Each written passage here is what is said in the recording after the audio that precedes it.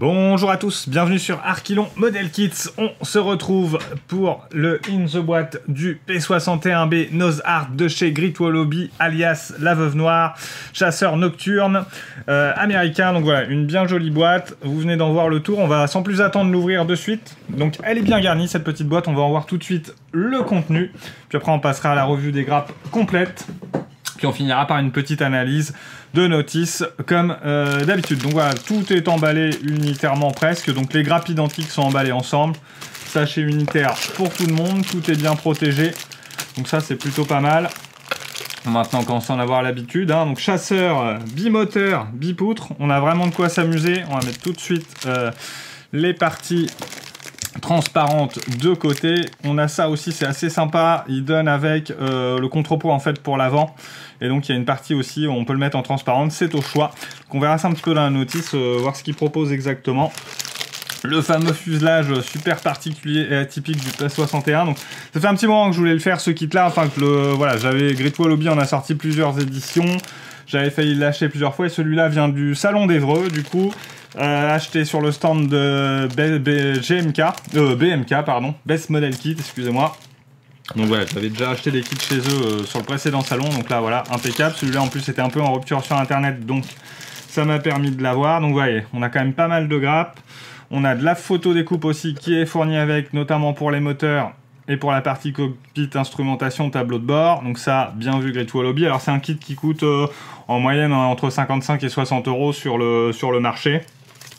Les décals, vous verrez qu'ils sont vraiment pas mal et assez fins, plutôt sympa. Et enfin, on a la notice du kit qui est plutôt cool aussi, papier glacé, etc. avec des belles photos. Mais ça, on va revoir ça à la fin.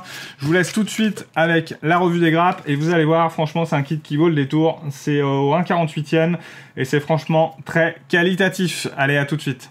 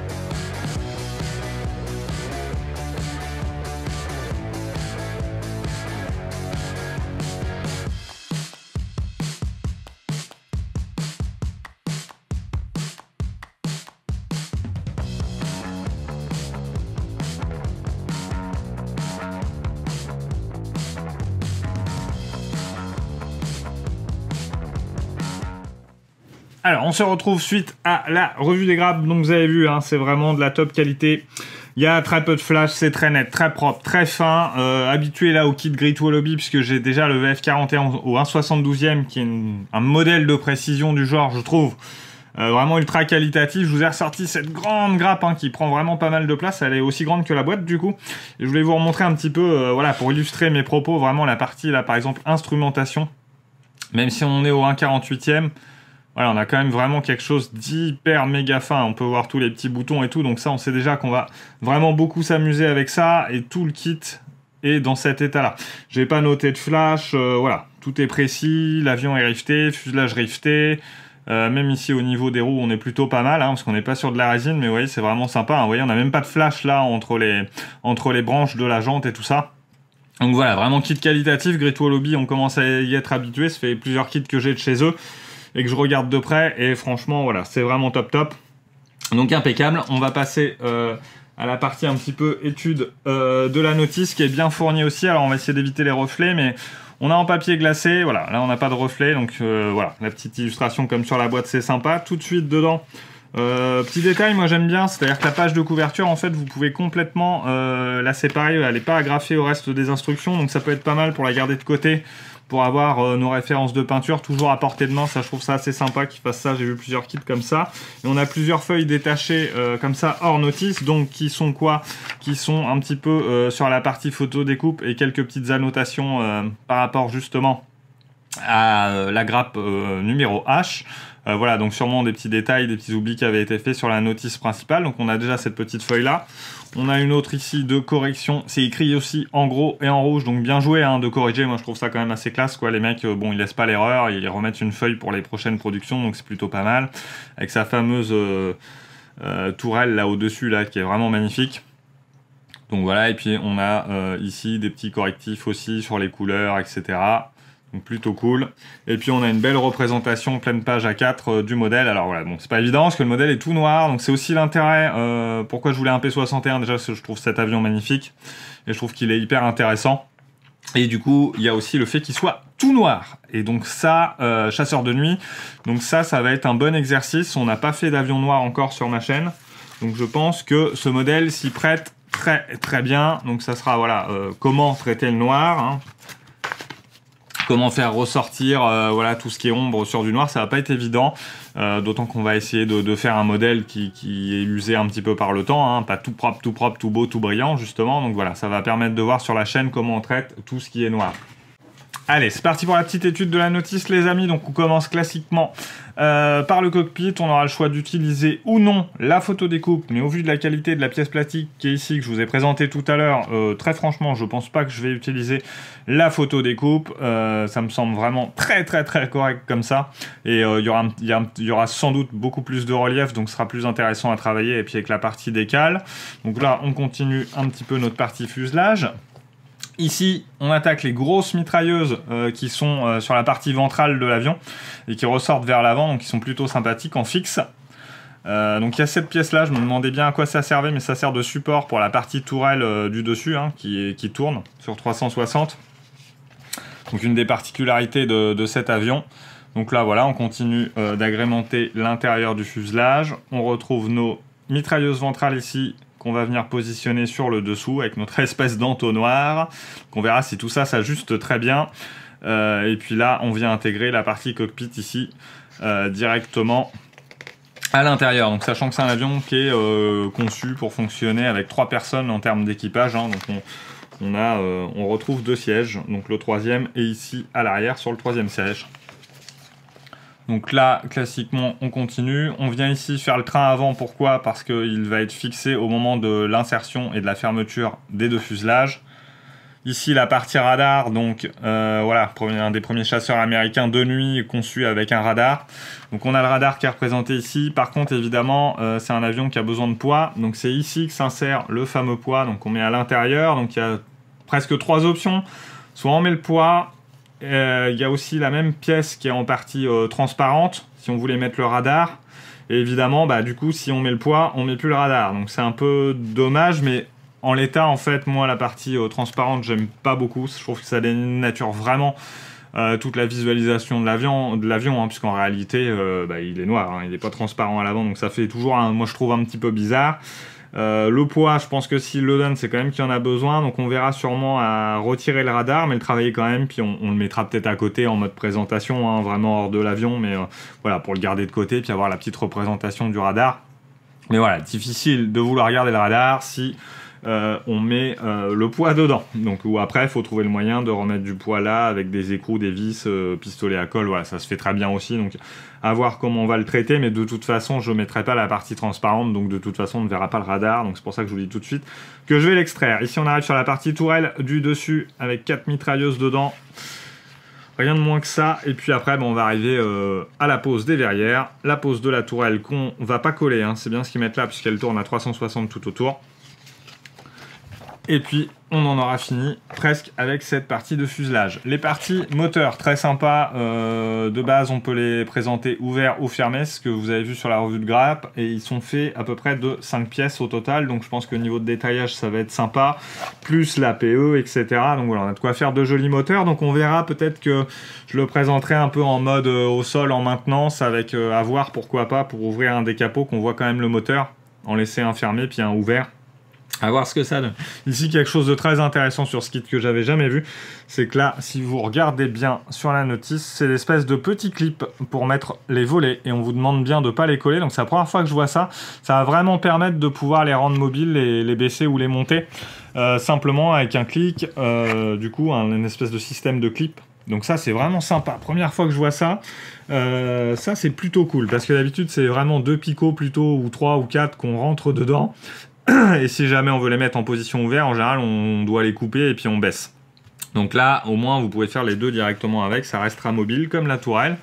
Ici, pareil, on a le choix de pouvoir mettre les aérofreins ouverts ou fermés. Et puis après, on attaque les fameuses poutres, hein, avec chacun son train dedans. Donc ça ressemble un petit peu à ce que j'avais fait sur le P-38. Ça sera mon deuxième avion bipoutre. Donc là, on attaque ça, on met le moteur, on remet l'aile par-dessus. Et puis après, voilà, on répète la même chose pour la deuxième aile. On travaille la poutre. Hop. Voilà, donc ça, c'est assez sympa sur ces modèles-là parce qu'au final, on peut travailler, je dirais, avant peinture, en tout cas, au moins sur les 3 pièces en séparé, on peut avancer sur l'une sur l'autre. Donc par exemple, pendant qu'on a fait la peinture du fuselage qui est en train de sécher à l'intérieur, etc., on peut déjà attaquer les parties des poutres et tout ça. J'aime bien ce genre de montage où on peut le faire en plusieurs étapes. Donc on verra au niveau des ajustements si ça se passe bien à ce niveau-là. Hein, ça va être là le plus important, c'est ici, hein, le fait de réinsérer les ailes dedans. Donc comme ça, à voir, ça a l'air très propre, mais... Ça, difficile de le dire à l'étude de la notice ou en regardant les grappes. Voilà, là, on vient de choisir si on met ou pas nos trappes, etc. Si jamais vous voulez faire train rentrée et en vol. Donc là, lui, non, c'est sûr, il sera sur une piste. Après, on passe à la partie armement ici. Donc avec les bombes et puis les 2 réservoirs de carburant. On a aussi le choix de mettre les roquettes, ce qui peut être sympa. Bon, je pense qu'on lui mettra la totale, hein, comme ça, il aura vraiment de la gueule. Et puis ici, on arrive à la présentation des modèles. Alors là, je suis désolé, ça va être très très dur de vous les montrer parce qu'en fait, c'est vraiment tout noir. Et avec le reflet, même moi, à l'œil nu, on a un petit peu de mal à voir le rivetage, etc. Donc on va se concentrer surtout sur la pin-up qui est à l'avant de l'avion. Donc voilà, le modèle présenté, modèle A, modèle B, avec une autre pin-up. Et puis les cônes d'hélice qui sont plutôt sympas comme ça, un peu en mode abeille. Vous avez ce 3e modèle-là, pareil, donc avec une note de rouge qui est plutôt sympathique. Et puis ici, le petit insigne à l'avant.